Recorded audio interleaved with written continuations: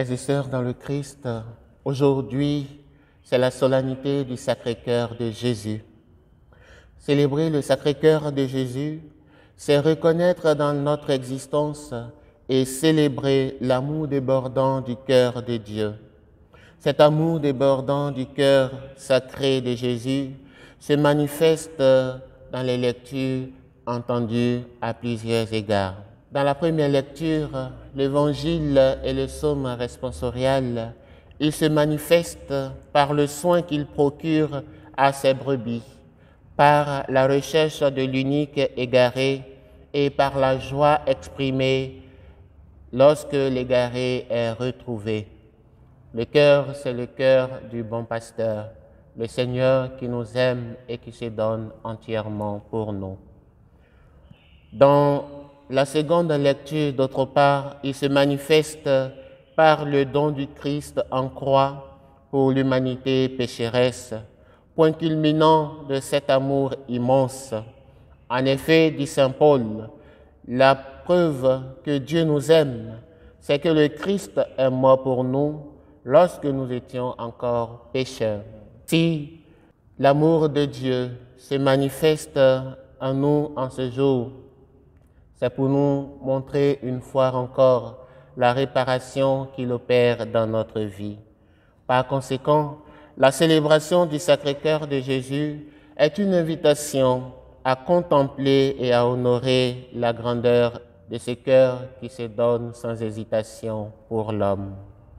Aussi, s'inscrivant dans le rappel de la passion de Jésus, se soldant en croix pour la réconciliation et la réparation de l'homme, et dans le prolongement du Saint-Sacrement du corps et du sang de Jésus, qui ose aussi nous révèle l'amour de Dieu, la solennité du Sacré-Cœur nous révèle une fois de plus à quel point Dieu tient à nous.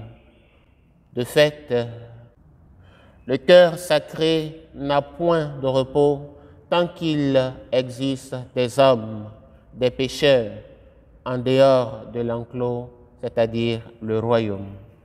En ce sens, et c'est d'ailleurs ce qui est intéressant, c'est que le cœur aimant est un aimant, c'est-à-dire que ce cœur qui aime tant est un cœur qui attire également pour faire passer de l'égarement à la retrouvaille, de la mort à la vie, du péché à la sainteté.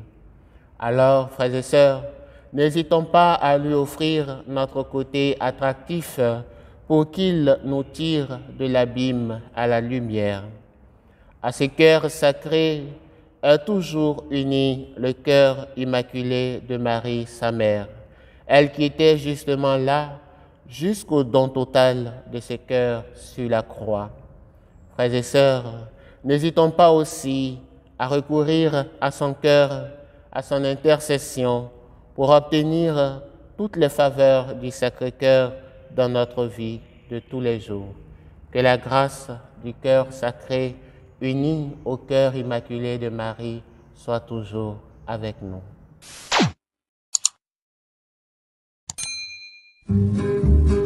Dominique et Nicanique s'en allait tout simplement, routier, pauvre et